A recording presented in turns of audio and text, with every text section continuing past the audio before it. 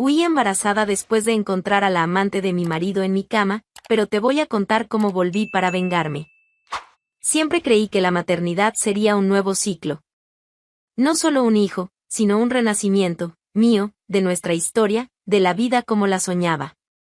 Cuando vi el test con las 2 líneas rojas, temblé por dentro. Sentí miedo, sí, pero, por encima de todo, una alegría que me invadió como una marea serena. ¿Y Andrés? Andrés parecía incluso más emocionado que yo. Se arrodilló, puso la mano sobre mi vientre, a un plano, y murmuró algo como, nuestro mundo empieza aquí. En ese instante, yo creí. Los días siguientes estuvieron llenos de promesas dichas con los ojos. Él besaba mi vientre con una reverencia que me conmovía. Hablaba de nombres, colores para la habitación, primeros pasos y tardes en el parque. Yo me dejaba llevar. Por primera vez en mucho tiempo, me permití relajarme. Fue idea suya que pasara unos días con mi hermana, Teresa, en Cádiz. Les va a hacer bien a las dos. Y al bebé también. Aire puro, mar. Esas cosas hacen bien. Lo dijo mientras acariciaba mi barriga, con una sonrisa dulce. Y yo le creí. Porque aún no había razón alguna para no hacerlo. Teresa me recibió con su sonrisa amplia de siempre y ese abrazo que solo una hermana sabe dar. Los primeros días fueron una especie de tregua para mi alma. Caminábamos mucho por la orilla, a veces sin decir nada, solo escuchando el sonido de las olas y de nuestros propios pasos sobre la arena húmeda. Por las noches, comíamos poco y hablábamos mucho. Chismes familiares, recuerdos de la infancia, planes para el bebé. Ella insistió en montar una habitación solo para mí, llena de cojines, con olor a lavanda. Fue allí donde, por primera vez en años, me sentí plena. No era solo el cuerpo el que descansaba. Era el corazón. Teresa no me hacía preguntas invasivas ni me presionaba sobre el futuro o certezas. Solo me escuchaba. Y, curiosamente, eso era lo que más me fortalecía. El bebé se movía poco aún, pero lo suficiente para recordarme que estaba allí, creciendo en silencio, como una raíz que se afianza en el fondo de mi alma. A veces pensaba en Andrés con ternura. Lo imaginaba solo en casa, mirando las cosas que habíamos empezado a comprar, sintiendo mi ausencia. Le mandaba fotos de la playa, de la comida, de mi barriga de perfil. Él respondía con emojis, videos cortos diciendo que me amaba, que contaba los días para volver a verme. Y yo le creía. Porque en ese momento, todo parecía real. Cádiz tenía el olor de la infancia, del verano, de la inocencia. Y allí, rodeada de amor verdadero, me sentí viva otra vez. Lejos de cualquier sombra, libre de cualquier duda. Creía, con cuerpo y alma, que ese hijo nacería rodeado de luz, en un hogar unido. No sabía yo que lo que vendría después no tendría nada de claro, pero en ese momento, aún no lo sabía. Allí, entre caminatas lentas, conversaciones largas y un silencio confortable, yo renacía. Y no tenía idea de que sería la última vez que mi corazón sentiría paz por un buen tiempo. La nostalgia por Andrés empezó a apretarme el pecho como un cinturón. Era extraño, estaba bien en Cádiz, feliz incluso, pero una parte de mí quería estar cerca de él. Quería ver su reacción al notar mi barriga ya más visible, contarle que el bebé se movía después del almuerzo, escuchar su voz sin el retraso de la videollamada. Decidí volver sin avisar. Iba a ser una sorpresa. Me imaginaba a los dos en la puerta, él abrazándome fuerte, diciendo que parecía un siglo desde que me fui. Tal vez lloraríamos. Yo, sin duda, lloraría. Así lo imaginé. Pero nada de eso pasó. Llegué al final de la tarde. La luz amarilla del sol caía sobre la fachada de nuestra casa, como siempre. Sentí hasta un escalofrío nostálgico. Empujé la puerta con cuidado, queriendo guardar el momento para siempre. Dejé la maleta en un rincón y fui directo al dormitorio, sintiendo el olor familiar del ambiente, ansiosa por verlo. Solo que, él no estaba allí. En su lugar, había otra mujer. Acostada. En mi cama. Llevaba una de mis camisolas, una que recuerdo haber dejado en el cesto de ropa limpia. las piernas estiradas sobre mi manta favorita, el cabello esparcido en mi almohada. Y la sonrisa. Esa sonrisa. Era como una cuchilla afilada, hundiéndose con lentitud. Ni siquiera se levantó. Solo giró el rostro y habló, con una voz arrastrada y burlona: «Ah, entonces tú eres la oficial». Me quedé parada. La garganta seca. El cuerpo congelado. No pude reaccionar. Solo la miré. Fue ella quien continuó, como si estuviera disfrutando del espectáculo. ¿Sabías que esta cama tiene historia? Ay, si pudiera hablar, rió, y señaló con el mentón las sábanas. Este colchón debería cobrar entrada. Andrés dice que es más cómoda cuando tú no estás.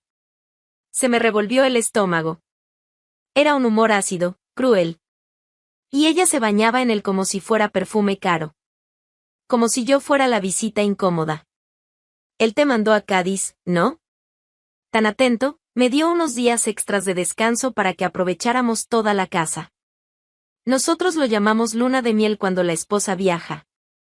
Cada palabra suya era una puñalada con sabor a veneno. Quise enloquecer, preguntar dónde estaba Andrés, suplicar una explicación. Pero no salió nada. Sentí mis piernas temblar. El pecho agitado. El aire parecía atrapado en el fondo de mi dolor. Fui al armario como un autómata. Mis vestidos estaban fuera de lugar. Mi ropa interior, mezclada. Ellos estaban usando todo. La casa, la cama, hasta mis jabones. Ella me seguía con la mirada, apoyada en los codos, riendo con esa superioridad repugnante de quien se siente victoriosa. Y habló, como si quisiera cerrar el espectáculo con broche de oro: «Qué pena que volviste tan temprano. Todavía íbamos a usar la cocina hoy. Pero bueno, ya aprovechamos bastante. Puedes recoger tus cositas ahora». Lloré. No un llanto bonito, de telenovela. Fue el de quien intenta mantener un poco de dignidad mientras todo se derrumba. Recogí mi ropa, doblándola una a una con las manos temblorosas. Cada prenda era un recordatorio de lo que había perdido. La casa, el hogar, el sueño. Ella no paraba. Silbaba. Mandaba mensajes por el celular. Se reía sola. Como si estuviera en un spa. Como si yo fuera la empleada de limpieza que llegó antes de tiempo. Cuando terminé, caminé hacia la puerta con lo que pude cargar. No dije nada. Ni miré hacia atrás. La vergüenza quemaba más que el dolor. Volví a casa de Teresa con el corazón en ruinas y el vientre pesado. Mi bebé se movía. Y no sabía si sentía mi sufrimiento. Pero yo sí lo sentía. Cada paso fue una despedida de lo que creí que era amor. Y todo eso, en mi cama. Mi hijo nació en una mañana lluviosa de marzo. Y, por primera vez en mucho tiempo, lloré por un motivo que no era dolor. Ese llanto, distinto a todos los otros, salió limpio, suelto, como si lavara lo que quedaba de la mujer destruida que fui. Era pequeño, con los puños cerrados y el ceño fruncido, como si estuviera listo para pelear con el mundo. Lo miraba y veía todo lo que aún tenía sentido. Solo él. Y nada más. Teresa estuvo conmigo todo el tiempo. En la maternidad, me sostuvo la mano con firmeza. No estás sola, Nuria. Nunca lo estuviste, dijo. Y era verdad. En ausencia de Andrés, ella fue madre, padre, y mi sostén. Pero aún así, cada vez que miraba a mi bebé, una parte de mí sangraba. Porque él no tenía culpa de nada, pero llevaba el apellido de un hombre que huyó como un cobarde. En los primeros meses, apenas dormía. No solo por el llanto del bebé, sino porque la traición aún ardía. La imagen de aquella mujer burlona en mi cama se repetía como una pesadilla grabada en mi memoria. Pero no dejaba que la rabia se desbordara. Enterré todo dentro de mí. Enterré, hasta el día en que tuve que enfrentar la realidad nuevamente. El dinero empezó a escasear. Pañales, leche, consultas. Teresa hacía lo que podía, pero yo sabía que no era justo. Mi hijo tenía un padre. Y él tenía obligaciones, aunque hubiera abandonado todo. Respiré hondo y busqué a Andrés. Aún creía que podía resolverlo con diálogo. Ilusa de mí. La conversación fue en una cafetería cerca de su trabajo. Llegó tarde, sin siquiera mirarme a la cara. Pedí un té. Él no pidió nada. Se sentó como si no quisiera estar allí. Andrés, vine a hablar sobre la pensión, empecé, intentando mantener un tono sereno. Tenemos que formalizar. No quiero pelear. Solo quiero que él tenga lo que necesita. Él rió. Rió. Con un desprecio tan frío que tardé unos segundos en darme cuenta de que iba en serio. ¿Pensión? ¿Tú quieres pensión de mí? Se recostó en la silla, cruzando los brazos. ¿Estás segura de que ese hijo es mío, Nuria? Porque, sinceramente, siempre fuiste buena actriz. ¿Qué? La voz se me quebró. Tú me engañaste, dijo, como quien comenta sobre el clima. A lo mejor es hijo de algún vecino de Cádiz. Ese ambiente de playa, la gente se suelta, ¿no? Las personas en las mesas de al lado comenzaron a mirarnos. ¿Y yo? Yo quería desaparecer. Hundirme bajo tierra y no volver nunca. Sentí la lágrima correr antes incluso de darme cuenta de que lloraba. Tú sabes que es tuyo, murmuré. Tú lo sabes. No sé nada. Y hasta que lo sepa, no pago un centavo, se levantó. Empujó la silla hacia atrás sin el menor cuidado. Ve al juzgado, Nuria. Si quieres perder el tiempo, es tu problema. Me quedé sentada allí, sola, abrazando el bolso como si pudiera protegerme del mundo. Cada palabra suya me aplastó. No le bastaba con traicionarme. Ahora me acusaba. Me humillaba. Pisoteaba mi dignidad como si no valiera nada. Después de esa conversación asquerosa en la cafetería, salí de allí destrozada. No solo por las palabras de Andrés, sino por el desprecio. Por la forma en que escupió la duda en mi cara, sin temblar, como si fuera una verdad absoluta. Ese hijo no es mío. Eso fue lo que dijo. Frío. Cruel. Como quien tira la basura. En ese instante, algo en mí se rompió. No por fragilidad, por furia. Tomé el teléfono con los ojos todavía ardientes y llamé directamente a mi abogada. Quiero la prueba. Inmediatamente. Oficial, judicial, lo que sea. Pero se va a hacer. No iba a aceptar eso en silencio. No iba a permitir que me trataran como adúltera, cuando fue él quien llevó a otra a mi cama. Yo sabía quién era. Y, sobre todo, sabía de quién era mi hijo. Unos días después, ahí estábamos, yo, con mi bebé en brazos, él, con los brazos cruzados, con ese aire cínico de quien ya se siente ganador. En el momento de la toma de muestras, ni siquiera me miró a los ojos. Pero no dejó de hablar, ya te dije que estás perdiendo el tiempo. Te vas a avergonzar cuando salgan los resultados. Lo miré, con toda la calma que no sentía. La vergüenza no va a ser mía. Él eligió el laboratorio. Dijo que confiaba, que era serio, que conocía al dueño. Tuve un mal presentimiento, pero no retrocedí. Creí que, incluso con conexiones, una prueba era una prueba. Había protocolos, peritajes, normas. Nunca imaginé que falsificarían la verdad así, en mi cara. Cuando llegó el informe, Andrés ya estaba celebrando antes de que yo lo abriera. Él sabía. Ya lo sabía. Abrí el sobre con las manos temblorosas. Leí. Resultado: ausencia de vínculo genético entre el presunto padre, Andrés Galván Cortés, y el niño. Cerré el papel. Mi rostro ardía. La sangre me retumbaba en los oídos. Pero no por sorpresa. Porque allí estaba estampado lo que ya había entendido: aquello era un fraude. Andrés fingió sorpresa. Golpeó su pierna y soltó una carcajada teatral. Te lo advertí. Ahora desaparece de mi vida, Nuria. Con tu teatrillo barato. Lo miré como si viera a un desconocido. Y quizá lo era. Andrés, el que una vez lloró con la noticia del embarazo, el que besaba mi barriga con promesas, ya no existía. O tal vez nunca existió. En los días siguientes, la humillación fue pública. Andrés divulgó el informe como quien lanza fuegos artificiales. Se encargó de etiquetar gente en las historias. Una de ellas fue la amante. Ella lo reposteó, por supuesto. Escribió, la verdad siempre sale. Algunas madres solo son buenas actrices. Los comentarios llegaron como avalancha. Gente que nunca me había dirigido la palabra diciendo que siempre fue sospechoso, que cuando una mujer llora mucho, es porque algo oculta.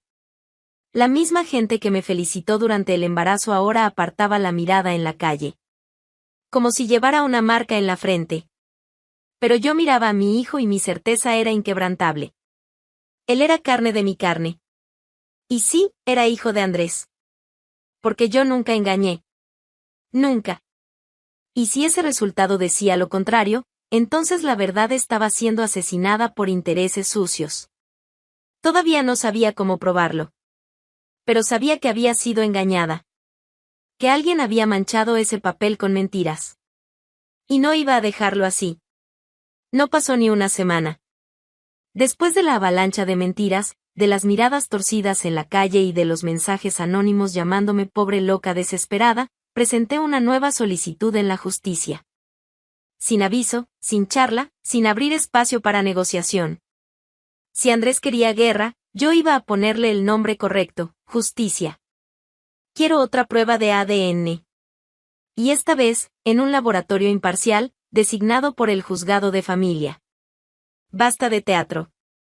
Mi voz salió firme en el registro civil, aún con el bebé en brazos y varias noches sin dormir. La funcionaria me miró por encima de los lentes, tecleó con calma. Firmé con la mano temblorosa, pero con el alma en llamas. Esta vez, nada de laboratorio de confianza. La nueva prueba fue agendada en un centro biomédico independiente, en Sevilla. Tuve que viajar, pagar de mi bolsillo, soportar el cansancio del camino con mi hijo en brazos, pero fui. Fui como quien va al campo de batalla, con la sangre fría de quien no tiene nada que ocultar. Andrés se presentó. Acompañado de la amante, por supuesto. Ella se vestía como si fuera a posar para una revista de moda, como si aquello fuera un evento. Se encargó de reír fuerte en la recepción, lanzar comentarios irónicos, segundo llamado de la vergüenza, ¿acertará esta vez con el padre? La ignoré. Como si fuera un mosquito zumbando cerca del oído. Mi fuerza estaba más allá de la rabia, era convicción. Quien tiene la verdad en la piel no necesita mentir. La nueva prueba fue rápida, directa. Sin sonrisas, sin conversación, sin amistad con los empleados. Solo toma de muestra, protocolo. Cuando terminé, miré a los ojos de la técnica responsable y le dije en voz baja, confío en usted. La verdad está aquí dentro. Solo necesito que tenga espacio para salir. Los días de espera fueron una tortura cronometrada. Con cada minuto que pasaba, el pecho se me hacía más pesado. No por duda, sino por sed de justicia. Por saber que alguien había ensuciado mi nombre con una farsa, y que eso, finalmente, tendría que venirse abajo. Cuando llegó el resultado, no lo leí sola. Estaba con Teresa y mi abogada. El sobre fue abierto con una lentitud casi ritual. Cuando leí las palabras que siempre supe que estarían ahí, las piernas se me aflojaron. Conclusión, compatibilidad genética confirmada. Andrés Galván Cortés es el padre biológico del niño. Mi hermana gritó. La abogada sonrió con los ojos. Yo simplemente cerré los ojos. Y respiré. Pero no terminó ahí. El nuevo resultado abrió puertas. La justicia empezó a investigar al laboratorio anterior. El tal Poveda. Bastaron unas cuantas llamadas, algunas citaciones, y la podredumbre afloró con una facilidad vergonzosa. El director del laboratorio era un viejo amigo de Andrés, excompañero de universidad, de esos que deben favores y no preguntan por qué.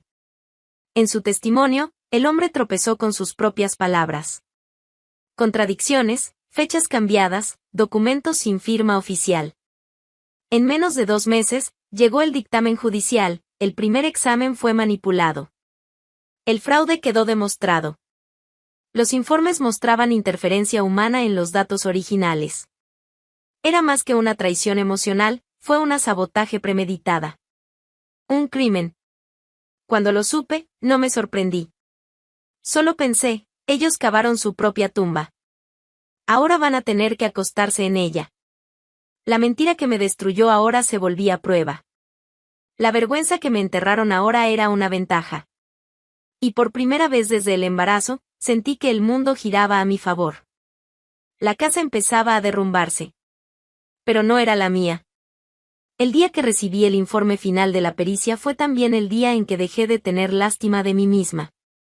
El fraude estaba comprobado, el primer examen de ADN había sido adulterado. Aquel laboratorio era del viejo amigo de Andrés. Un favor entre sinvergüenzas, hecho para destruirme, para callarme. Pero no lo lograron. Volví al tribunal con todo. Con el nuevo examen, con la denuncia de falsificación, con el historial de abandono, las humillaciones públicas y las capturas de pantalla de los ataques virtuales. No pedí solo la pensión.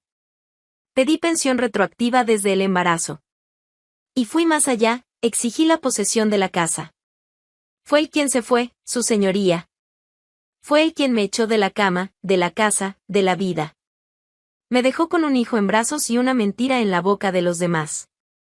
Y ahora que la verdad salió a la luz, quiero de vuelta lo que es mío. Con intereses. Mi voz salió firme, delante de la jueza.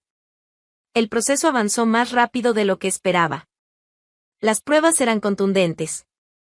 Documentos, peritajes, testigos. Todo apuntaba al mismo pozo oscuro donde Andrés intentó empujarme. Solo que ahora, era él quien caía. Meses después, llegó la decisión, totalmente favorable a mí. La justicia reconoció el daño. La sentencia determinaba la pensión completa, retroactiva a los últimos 2 años, indemnización por daños morales, y la posesión inmediata de la casa, con base en el abandono del hogar. Fraude documental y humillación pública. Recibí al oficial de justicia con la misma tranquilidad con la que se sirve un café. En el camino hacia la casa, comentó, usted parece tranquila para alguien que va a recuperar todo lo que perdió. Sonreí de lado. Es que no lo perdí. Solo estaba esperando que sacaran la basura. Cuando llegamos, el portón estaba entornado. La casa aún tenía el mismo color, pero parecía más pequeña. Menos amenazante. Toqué el timbre como quien anuncia un nuevo tiempo. Quien abrió fue Andrés. Se quedó parado, con los ojos abiertos de par en par, sosteniendo un cepillo de dientes. La amante apareció justo detrás, descalza, envuelta en una sábana. La imagen del fracaso, ahí, frente a mí. ¿Nuria? ¿Qué clase de broma es esta? El oficial dio un paso al frente y anunció, orden judicial de reintegración de posesión. La señora Nuria del Valle tiene, a partir de este momento, derecho total sobre el inmueble. El señor y cualquier acompañante deben desocuparlo inmediatamente. Silencio. ¿Esto es una especie de chiste?, preguntó ella, riéndose con incomodidad. Si lo es, ustedes dos son el remate. Respondí, entrando despacio. Andrés exaltó. Lo llamó injusticia, trampa, absurdo. ¿Quieres dejarme en la calle, Nuria? Esto es venganza. Otra vez, te equivocas. Esto es justicia. La venganza habría sido dejarlos seguir juntos, en esta casa infestada por sus mentiras. Pero no. Hoy cierro este ciclo con la llave en la mano y la cabeza en alto. Ella intentó discutir, pero el oficial fue claro, 30 minutos. Era la ley. Era sentencia. Vi a los dos correr por los cuartos, tirando ropa en bolsas de supermercado. La amante le gritaba a él le gritaba al mundo. Yo simplemente me senté en el sofá, con mi hijo en el regazo, observando. A la hora de salir, Andrés me miró con una mezcla de odio y derrota. ¿Estás feliz, verdad? Más de lo que imaginas. Respondí, señalando la puerta. Ahora sal de mi casa. Y cierra la puerta con cuidado. Gente como ustedes deja rastro hasta en el viento. Hoy camino por esta casa con otro peso en los pies. Ya no es la inseguridad de antes, ni el dolor constante en el estómago. Es firmeza. Es tener el suelo de vuelta. Cada puerta que se cierra ahora no suena a abandono. Suena a protección. Tardó, pero por fin, esta casa volvió a ser mía, por completo. Y no hablo solo del documento de posesión, o de la decisión judicial que me restituyó todo. Hablo del espacio, del aire, de las paredes que antes me miraban con desprecio. Ahora, me acogen. Los primeros días fueron extraños. El olor de ellos aún estaba ahí, mezclado con el moho del abandono. Ropa olvidada en el armario, un calzoncillo de él escondido detrás de la puerta del baño. Un pendiente de ella debajo del sofá. Tomé cada uno de esos restos y los metí en una bolsa negra sin mirar 2 veces. Y entonces, comencé. Cambié el color de las paredes. Quité el beige muerto y puse vida, verde en la cocina, azul en el cuarto del bebé, un tono cálido en la sala. Cada cuarto era un manifiesto: estoy aquí, y todo esto ahora me pertenece. El cuarto que antes fue escenario de mentiras se convirtió en santuario de paz. Tiré la cama. Quemé el colchón. Compré uno nuevo, elegí cada pieza con gusto. Sábanas blancas, almohadas suaves. Dormí sola, por primera vez en años, sin sentir frío ni vacío. Solo alivio. Mi hijo creció junto con la casa. Gateando por los pasillos, golpeando las puertas, tumbando macetas. Él ríe. Y yo río con él. Una risa verdadera, de esas que vienen de adentro. No es fingida, no es para demostrar nada a nadie. Es solo paz. A veces la gente pregunta, ¿perdonaste? No. No perdoné. Pero no cargo odio. No tengo espacio. Gente como Andrés y esa mujer no merece ni el esfuerzo de ser recordada con rabia. Que vivan como puedan, del modo en que la vida se los permita. Y la forma en que la vida lo permitió fue la siguiente: después del escándalo, de los procesos, de la pensión arrancada a la fuerza y de la vergüenza que se esparció como una plaga, Andrés tuvo que devolver la llave de la casa. Y el orgullo junto con ella. Sin tener a dónde ir, se metieron en casa de la madre de él, los dos. En un cuartito apretado, compartiendo espacio con la suegra, que nunca tragó a la amante. 3 adultos y ninguna madurez. Él perdió el empleo meses después. La reputación se volvió polvo. Amigos, negocios, apoyo, todo se evaporó. La amante, dicen, vive quejándose en las redes sociales, lanzando indirectas sobre mujeres que se hacen las víctimas. Solo que se le olvida que no se puede acusar a nadie cuando la máscara ya se cayó en plena calle. Mientras tanto, yo reconstruyo. De a poco, pero con gusto. Convertí el cuarto de huéspedes en un taller. Volví a pintar, a crear. Pongo música alta por las mañanas, dejo entrar el sol. Ya no hay silencio de culpa, solo ruido de vida. Hoy vivo con mi hijo en una casa que fue campo de guerra. Pero ahora es un hogar. Él va a crecer sabiendo que su madre cayó, sí. Pero se levantó. Sin esconder las cicatrices, ellas son parte de la historia. Porque al final, la fuerza de una mujer no está en el ruido que hace. Está en la dignidad que sostiene incluso cuando el mundo intenta quitársela. Y yo la sostuve. La sostuve hasta que la llave volvió a mi mano. Después de tanto giro, traición y justicia bien servida, Nuria demostró que quien ríe al final, ríe con la escritura de la casa en la mano. Y si te gustan las historias donde la vida cobra con intereses y ajuste por inflación, suscríbete al canal para no perderte las próximas.